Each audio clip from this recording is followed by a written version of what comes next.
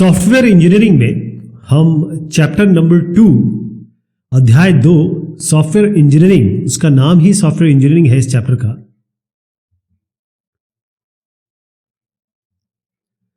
Umbrella activities. एक umbrella क्या होता है? जो आपको पानी से बचाता है बरसात के समय। लेकिन जब हम अम्ब्रेला की बात करते हैं तो उसको दूसरा मतलब यह होता है कि वो हमारे ऊपर है, मतलब शुरुआत से आखिर तक। तो यहां पर जो हम एक्टिविटीज या गतिविधियों की बात कर रहे हैं, जब हमने प्रोसेस फ्रेमवर्क के बारे में जाना था कि जो भी हमारी काम हो रहे हैं उसका एक ढांचा है, और जो हमने चूज किया प्रोसेस मॉडल। सॉफ्टवेयर इंजीनियरिंग में बहुत सारी ऐसी एक्टिविटीज होती हैं, ऐसी गतिविधियां होती हैं जो इसके साथ चलती है, इनके साथ चलेंगी, मतलब साइड बाय साइड चलेंगी, कॉम्प्लीमेंटेड बाय। पूरे के पूरे सॉफ्टवेयर प्रोजेक्ट में लगाई जाएंगी शुरुआत से अंत तक। और इनका फायदा क्या है कि सॉफ्टवेयर टीम जो भी सॉफ्टवेयर बना रही है वो इसका प्रबंधन कर सके, मैनेज कर सके। जो सॉफ्टवेयर में बढ़ोतरी हुई है उसको वो आंक सके, उसको कंट्रोल कर सके, नियंत्रण कर सके। क्वालिटी यानी कि जो गुणवत्ता है, चेंज अगर कुछ हो रहा है सॉफ्टवेयर में, चेंज तो होना ही है। और इसके अलावा अगर कोई जोखिम है उनका भी इन सारी एक्टिविटीज से पता चलता रहता है। तो एक एक करके इन एक्टिविटीज, जिनको हम अम्ब्रेला एक्टिविटीज कह रहे हैं, या छत्रीय, अम्ब्रेला मतलब छतरी, तो ये वाली जो गतिविधियां हैं उनके बारे में बात कर रहे हैं। जैसे मैंने बताया कि क्या क्या काम करते हैं, एक एक करके देखते हैं। पहला है software project tracking and control. अब मान लीजिए ये सॉफ्टवेयर टीम है, अभी क्या करेगी? सबसे पहले एक प्रोजेक्ट प्लान बनता है। उस प्रोजेक्ट प्लान को मेंटेन करना, यानी कि क्या प्रोग्रेस इस हिसाब से चल रही है, और शेड्यूल में हम पीछे तो नहीं हो रहे हैं। 2 महीने में हमें अगर ये डिलीवर करना था तो ऐसा तो नहीं कि 3 महीने हो गए इस बात को। ये एक एक्टिविटी हो गई। रिस्क मैनेजमेंट का मतलब ये होता है कि जो भी जोखिम है उनका प्रबंधन। पहले तो हम ये पता करें कि जोखिम क्या क्या हो सकते हैं। जैसे मान लीजिए कि अगर आप कहीं जा रहे हैं, कोई बड़ा नेता आ रहा है, तो आपको पता है कि जो मेन सर्कल होगा आपकी सिटी का वो बंद हो जाएगा। तो ये इस तरीके का रिस्क हो सकता है। प्रबंधन कैसे करेंगे? आपको जाना भी है तो कोई ऐसा रास्ता लेंगे जहां पर आपको रोका ना जाए। तो इसी तरीके से कि जो भी ऐसे जोखिम जो आपके प्रोजेक्ट या सॉफ्टवेयर की गुणवत्ता या प्रोजेक्ट का जो आउटकम है, चाहे वो दस्तावेज हो, चाहे वो आपके अलग अलग इंक्रीमेंटल कोड हो, ये सारी चीजें आपकी गुणवत्ता के साथ आपको मिलनी चाहिए। कोई भी ऐसा जोखिम जो इनको इफेक्ट कर सकता है उसको हम जानेंगे और उसको दूर करने की कोशिश करेंगे। इसके बाद आता है SQA।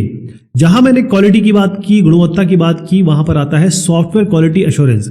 अब यहां पर आप देख रहे हैं कि ये एक एक जो मैं नाम ले रहा हूं वो यहां पर भी है। ये पहला ये था, दूसरा हमने इसकी बात की, दूसरा हमने रिस्क मैनेजमेंट की बात की, तो ये हो गया दूसरा, और ये तीसरा क्वालिटी एश्योरेंस की बात कर रहा हूं मैं। क्वालिटी का एश्योरेंस का मतलब ये है कि आप एश्योर करिए, आप ये बताइए, अब हमें एश्योरिटी दीजिए कि हाँ भाई क्वालिटी इसमें होगी। तो इसमें क्या होगा? जो भी काम हो रहे हैं उसको पहले तो परिभाषित करना कि देखिए इसके लिए ये क्वालिटी मेंटेन करेंगे, इसके लिए ये टेक्निकल रिव्यू हो गया, इसके लिए ये टेस्टिंग होगी। ये सारी चीजें जो है ये पहले से ही तय होनी चाहिए।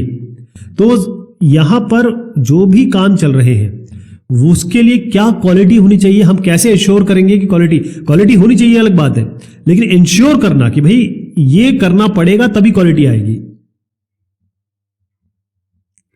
इसके बाद है टेक्निकल रिव्यू।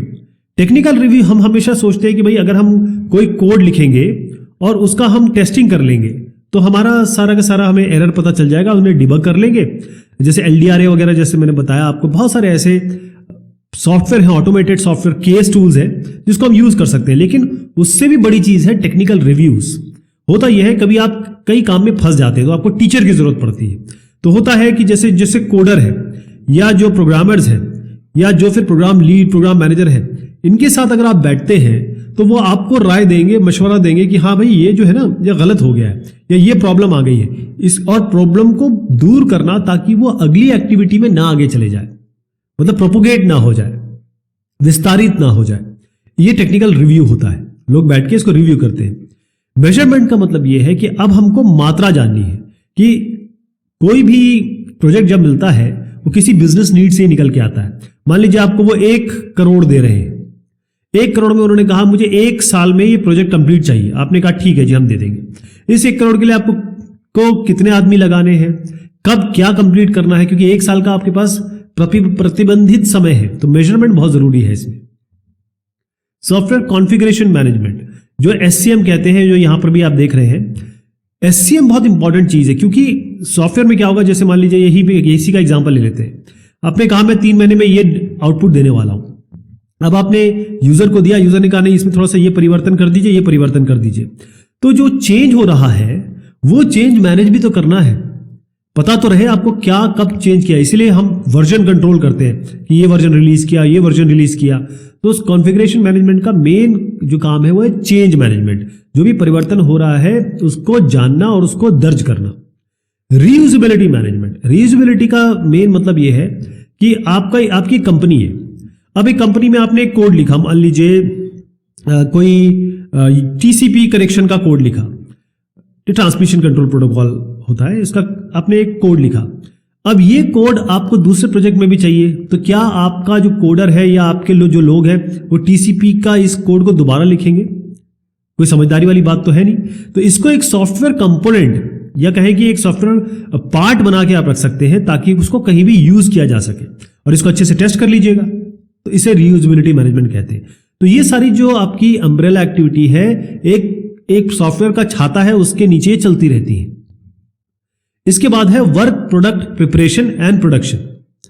अब मेन चीज ये है कि आपको फाइनल प्रोडक्ट देना है। मेन चीज तो ये है कि आपको सॉफ्टवेयर डिलीवर करना है, एप्लीकेशन डिलीवर करना है, वेबसाइट डिलीवर करना है। तो इसके लिए आप क्या करेंगे, शुरुआती दौर पे मॉडल बनाएंगे, दस्तावेज लिखेंगे कि भाई आपके रिक्वायरमेंट डॉक्यूमेंट लिखेंगे, आप एक्सेप्टेंस डॉक्यूमेंट लिखेंगे या टेस्ट केसेस लिखेंगे। इसके लिए लॉग मेंटेन करना है कि भाई कब क्या क्या हुआ, क्या क्या फॉर्म जनरेट करने, प्रपत्र हम जिसे कहते हैं, लिस्टिंग होती है, ये सारी चीजें जनरेट करना, ये भी अम्ब्रेला एक्टिविटी में ही काम है। तो ये अलग अलग अम्ब्रेला एक्टिविटी है जो साथ चलेंगी।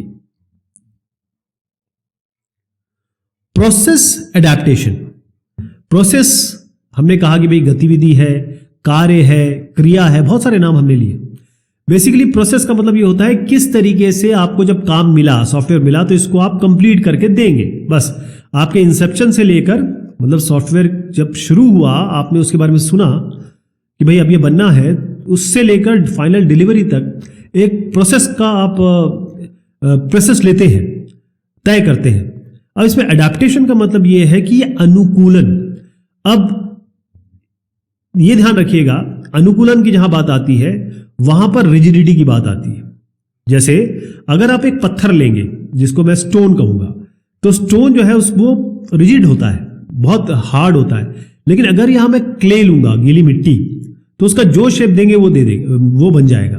तो सॉफ्टवेयर इंजीनियरिंग का जो भी प्रोसेस आप चूज करते हैं, लेंगे, वो कोई भी प्रोसेस जो है रिजिड नहीं होता है, वो अजाइल होता है। अजाइल मतलब होता है फ्लेक्सिबल। अडेप्टेबल का मतलब ये होता है कि वो अनुकूल हो जाएगा, मतलब जिस तरीके से परिवर्तन आप करना चाहे वो परिवर्तित हो जाएगा। और क्या है कि भाई प्रॉब्लम आपकी क्या है, प्रोजेक्ट कैसा है, टीम क्या है, ऑर्गेनाइजेशन कल्चर क्या है, ये सारी चीज के हिसाब से आपका प्रोसेस अडेप्ट होगा। जैसे एग्जांपल देता हूं, प्रोजेक्ट मान लीजिए प्रोजेक्ट जो है आपका बहुत छोटा प्रोजेक्ट है, तो उसके हिसाब से प्रोसेस चेंज हो जाएगा। और प्रोजेक्ट अगर आपको बहुत बड़ा है, बड़े लेवल पे जाना है, हार्डवेयर भी उसमें इन्वॉल्व है, तो आपको उस हिसाब से अडेप्ट करना पड़ेगा। इसको समझने के लिए आप ये समझिए कि जो प्रोसेस डिफरेंट प्रोजेक्ट के लिए डिफरेंट आप अडॉप्ट कर सकते हैं या ले सकते हैं। और हर एक प्रोजेक्ट, जैसे मान लीजिए आपको एक वेबसाइट बनानी है, जब एग्जांपल ले लेते हैं तो ज्यादा बेहतर समझ में आएगा। जैसे फेसबुक है, अब ये फेसबुक जो है बहुत बड़ी वेबसाइट, बहुत बड़ा ऐप है। लेकिन अगर आपकी एक छोटी सी कंपनी है, 10 लोगों की कंपनी है, इसके लिए आप आपस में एक ऐप बनाना चाहते हैं, तो इसका काम और इसका काम बहुत ही अंतर हो जाएगा। तो इसके लिए प्रोसेस कैसे अडॉप्ट होगा, देखिए डिफरेंसेस क्या हो सकते हैं, क्योंकि ये पूरी की पूरी बात है प्रोजेक्ट टीम की। पहली चीज ये है कि डिफरेंस क्या क्या आ सकते हैं फेसबुक बनाने में और एक छोटा सा ऐप बनाने में। जो मान लीजिए कैलकुलेशन का ऐप है, बस ये मान लीजिए कैलकुलेशन का ऐप और फेसबुक, इन दोनों में अंतर क्या हो सकता है कि इनकी एक्टिविटी कैसे होने वाली है, एक्शन क्या होगा, मतलब क्या गतिविधि होगी, क्या कार्य होंगे, क्या इसमें आप एक्शन लेंगे, आपकी क्रियाएं क्या होंगी, और इसमें आपस में इंटरडिपेंडेंसी क्या है। यहां पर जो होगा वो बिल्कुल अलग होगा, यहां पर जो होगा वो बिल्कुल अलग होगा। यहां की एक्टिविटी, यहां का एक्शन टास्क यहां से बिल्कुल अलग होगा। इसी तरीके से कि आप ये जो एक्शन और टास्क है, ऐसा हो सकता है कि इसमें बहुत सारे एक्शन और टास्क ना हो, इसमें 2 या 4 ही हो, इसमें हो सकता है 2 लाख हो, 2000 हो, ये भी हो सकता है। वर्क प्रोडक्ट, अब आपको आउटपुट क्या चाहिए? यहां पर क्या है, सिंपल कैलकुलेशन का काम है, तो हो सकता है 1 या 2 वर्क प्रोडक्ट आ जाए। यहां पर डॉक्यूमेंटेशन की भी जरूरत नहीं पड़ेगी, लेकिन यहां पर आपको बहुत सारी चीजों की जरूरत पड़ेगी। वर्क प्रोडक्ट मतलब दस्तावेज चाहिए, कॉन्फ़िगरेशन मैनेजमेंट चाहिए, टेस्टिंग चाहिए प्रॉपर, और क्योंकि वेब ऐप या वेबसाइट है तो उसके लिए उस तरीके की टेस्टिंग चाहिए, वेब टेस्टिंग चाहिए। क्वालिटी एश्योरेंस हो सकता है इसमें इतनी ज्यादा जरूरत ना हो, इसमें बहुत ज्यादा जरूरत हो आपको। इसी तरीके से प्रोजेक्ट ट्रैकिंग एंड कंट्रोल, क्योंकि ये बहुत बड़ी चीज बन रही है तो आपको ट्रैक करना पड़ेगा, ये भी नियंत्रण भी करना पड़ेगा, कब क्या चीज हो रही है, किस समय पे क्या चीज लगाना, यहां पर इतनी जरूरत नहीं पड़ सकती है। ऐसी जितना ज्यादा आप प्रोसेस को डिफाइन करेंगे, हो सकता है यहां प्रोसेस को डिफाइन करना बहुत आवश्यक हो जाए, यहां पर इतनी जरूरत नहीं पड़ेगी। अब कस्टमर और स्टेक होल्डर, यानी जो लोग इसमें इन्वॉल्व है, जिनके लिए आप बना रहे हैं, वो कितनी आप उनसे बात करेंगे। यहां पर आपको क्या करना है, बस एक बार बात करनी, हो सकता बन जाए। यहां पर आपको मल्टीपल टाइम बात करनी पड़ेगी, मल्टीपल उनका इनपुट लेना पड़ेगा। देखेंगे फेसबुक जब आया था कैसा था, आज वो कैसा हो गया। ये सब कस्टमर और स्टेक होल्डर्स या हितधारकों और जो आपके उपभोक्ता है, उन्हीं के कारण हुआ है। और सॉफ्टवेयर टीम को आपने कितनी ऑटोनॉमी दे रखी है, स्वायत्ता दे रखी है कि भाई आप ये पकड़िए और करिए आराम से, हम बार बार आपको परेशान नहीं करेंगे, या हम बार बार हम आपका रिव्यू नहीं लेंगे। टीम का ऑर्गेनाइजेशन क्या है? हो सकता है कि टीम में 100 मेंबर हो सकता है छोटे प्रोजेक्ट में केवल 10 मेंबर हो सकता है यहां पर आपके एक प्रोग्राम पहले लीड हो, फिर प्रोग्राम मैनेजर हो सकता है यहां पर केवल एक ही मैनेजर हो जो 10 लोगों को संभाल रहा हो। ये भी टीम का ऑर्गेनाइजेशन भी डिपेंड करता है। तो ये सारी चीजें जो मैं बता रहा हूं, ये बता रहा हूं कि जो भी प्रोसेस आप लेंगे वो अडेप्टेबल होता है, अडेप्टेबल होना चाहिए। सॉफ्टवेयर इंजीनियरिंग प्रैक्टिस, तो अगर मैं इसका शाब्दिक अर्थ बताऊं तो ये सीधा सा मतलब है कि सॉफ्टवेयर इंजीनियरिंग अभियांत्रिकी जिसे हम कहते हैं, उसका अभ्यास कैसे होगा, उसको कैसे किया जाएगा, क्या इसमें इन्वॉल्व है। तो यहां पर एक बड़ी अच्छी बात इन्होंने बताई प्रेसमैन साहब ने। ये किताब देखिए आप, ये जो किताब है ये लिखी है पॉलिया साहब ने, जॉर्ज पॉलिया साहब ने। अब इस किताब का नाम है हाउ टू सॉल्व इट। यहां पर, और ये कब लिखी थी, जब जो कंप्यूटर थे वो आए भी नहीं थे। जो आज के कंप्यूटर है ना, मॉडर्न कंप्यूटर, इनके बारे में हम बात भी नहीं करते थे, ये आए भी नहीं थे। तब उन्होंने कहा था कि प्रॉब्लम को सॉल्व कैसे किया जाएगा। तो यहीं से उत्पत्ति हुई है सॉफ्टवेयर इंजीनियरिंग प्रैक्टिस की, कि अगर सॉफ्टवेयर इंजीनियरिंग आप पढ़ रहे हैं या सॉफ्टवेयर बना रहे हैं तो आपको ये सब चीजें करनी पड़ेंगी, आनी चाहिए। पहली चीज ये है कि अंडरस्टैंड द प्रॉब्लम, समस्या को समझिए। अगर आप समस्या को समझ जाएंगे तो आप उत्तर आराम से दे सकते हैं। यानी अगर आप सॉफ्टवेयर पक्ष के हैं, कंपनी पक्ष के हैं, और ये आपका कस्टमर है, उसको अच्छे से जानिए। आपने देखा होगा डॉक्टर के पास जाते हैं, डॉक्टर आपको सारी बात पूछता है, अच्छा पेट खराब है, कब से खराब है, उल्टी तो नहीं आ रही, दस्त तो नहीं हो रहे, वो पूरी जानकारी लेता है, तब आपको दवाई देता है। आप बोलेंगे पेट दर्द है तो वो सीधा दवाई नहीं दे देता। प्लान है सोल्यूशन, अब आपको प्रॉब्लम पता चल गई है, उस प्रॉब्लम को कैसे सॉल्व करना है, क्या तरीका होगा, उसका समाधान कैसे निकालना है, उसके लिए आपको क्या मॉडल बनाने पड़ेंगे, सॉफ्टवेयर का डिजाइन कैसे होगा, ये सारी चीजें आपको पहले प्लान करनी पड़ेगी। इसके बाद जो प्लान आपने बना लिया, यानी कि ये आपने रोड मैप बना लिया, ये मानचित्र बना लिया है, उसी हिसाब से आपको चलते रहना है। यानी कि कोड जनरेशन, जब जो कोडिंग करेंगे, प्रोग्रामिंग करेंगे, वो उसी हिसाब से करेंगे। और फाइनली जब आप लिख लेंगे तो अब उसको आप देखना है कि वो एक्यूरेट है कि नहीं, स्वच्छ है कि नहीं, जो भी आपके रिजल्ट आ रहे हैं वो सही है कि नहीं। उसके लिए आप टेस्टिंग का इस्तेमाल करेंगे, आप रिव्यूज का इस्तेमाल करेंगे, और जो टोटल क्वालिटी एश्योरेंस के जो आपने मानक तय कर रखे हैं वो इसमें लगाएंगे। पहली चीज जो मैंने आपको बताई इसमें सॉफ्टवेयर प्रैक्टिस में, वो है अंडरस्टैंड द प्रॉब्लम। समस्या को समझना बहुत जरूरी है। अब बात आती है कि समस्या को समझने के लिए आपको क्या करना होगा। आपको ये जानना होगा कि ये जो समाधान मैं निकालूंगा, ये जो सॉफ्टवेयर मुझे बनाने के लिए दिया गया है, ऐप मुझे बनाने के लिए दिया गया है, या मुझे वेबसाइट बनानी है, तो उससे कि कौन कौन लोग इन्वॉल्व हैं, यानी कि जो हितधारक कौन कौन से हैं, ये आपको जानना पड़ेगा या आपको समझना पड़ेगा। कौन कौन सी ऐसी चीज है जो हम नहीं जानते, या फिर अननोन्स क्या है। यानी अगर एक पर्टिकुलर प्रॉब्लम है, हो सकता है कि आप एक पर्टिकुलर प्रॉब्लम 2+3 ऐड करके सॉल्व कर लें, 2 × 3 आप मल्टीप्लाई करके सॉल्व कर लें।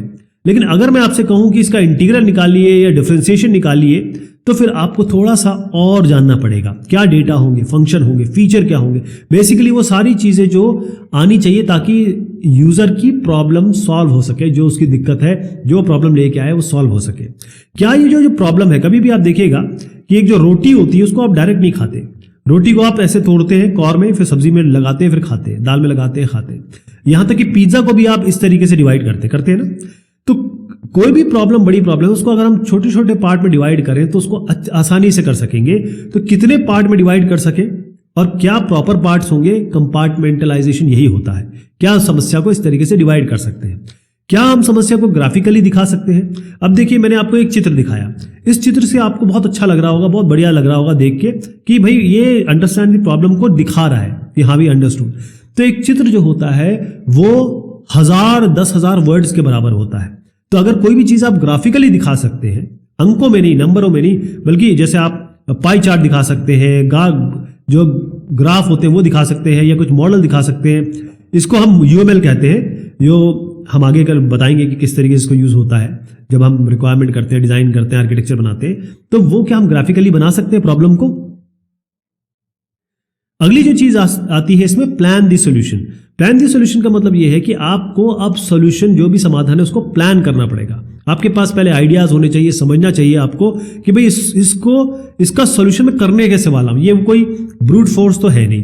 आपको क्या चीजें पता होनी चाहिए कि भाई क्या इस तरीके की प्रॉब्लम दोबारा पहले आई है, क्या ये आगे आने वाली है, क्या ऐसी चीजें ऑलरेडी बन चुकी है, क्या ऐसे पैटर्न हैं जो हमारे पास एग्जिस्टिंग है या कोई और काम कर चुका है इस पे, क्या जो अभी का सॉफ्टवेयर है इसमें कोई डेटा, फंक्शन या फीचर ऑलरेडी हमको पता है जो हम लगा सकते हैं या बनाए जा चुके हैं। इसके बाद इसी तरीके की समस्या क्या हम सॉल्व कर चुके हैं। जैसे मैंने आपको बताया कि टीसीपी कनेक्शन का आपको एक कोड लिखना है ना। अब मान लीजिए यूडीपी के लिए कोई आपके पास आए, तो क्या आप इससे मदद ले सकते हैं टीसीपी से? क्या आप सब प्रॉब्लम्स आप बना सकते हैं? कोई भी आप जो फंक्शन लिखते हैं ना, कोई भी कोड लिखते हैं, उसमें आप फंक्शन के फॉर्म में चीजें लिखते हैं।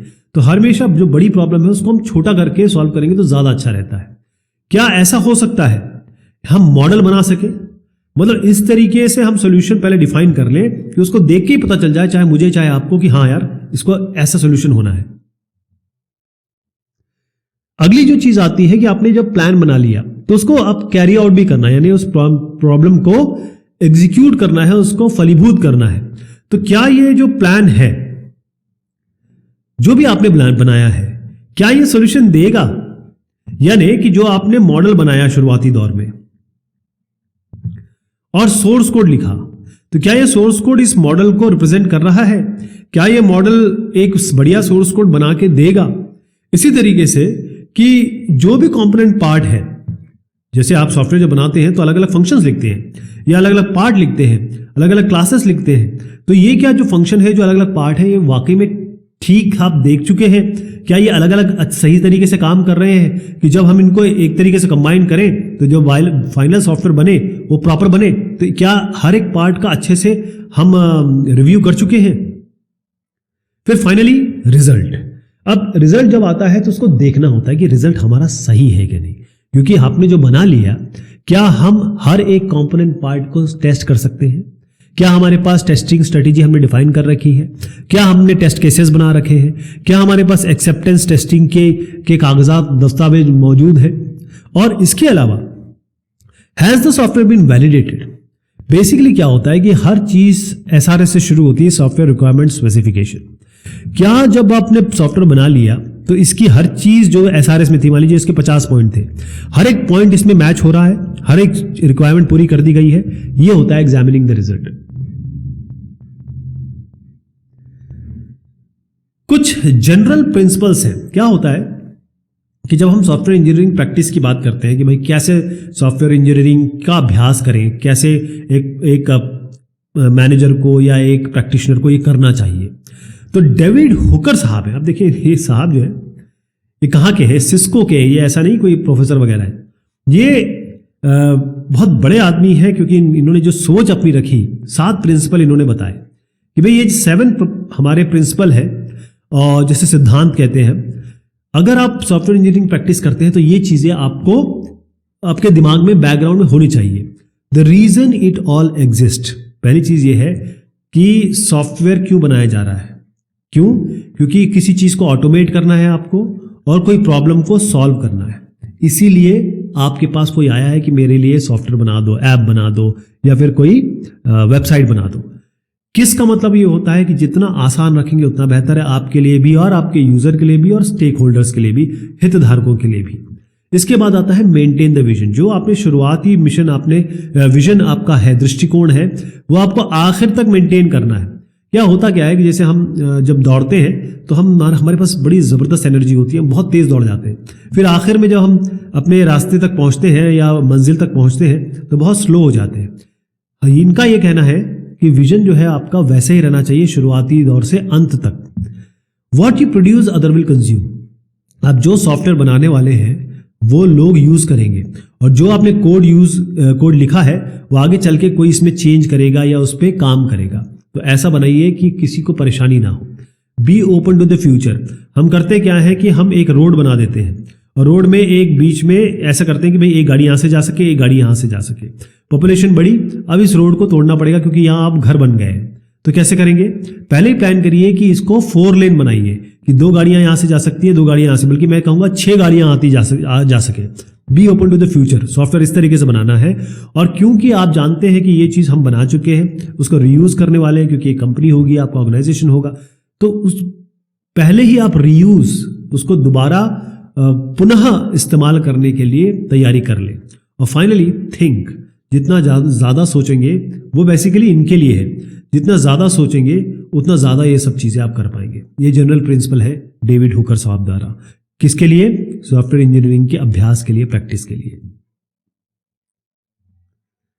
Software myths. अब कई ऐसी भ्रांतियां हैं, मिथक है, जो सॉफ्टवेयर में आप देखते हैं, तो इसकी चर्चा हम करेंगे अगली बार। तब तक के लिए शुक्रिया, मेहरबानी आप सभी की।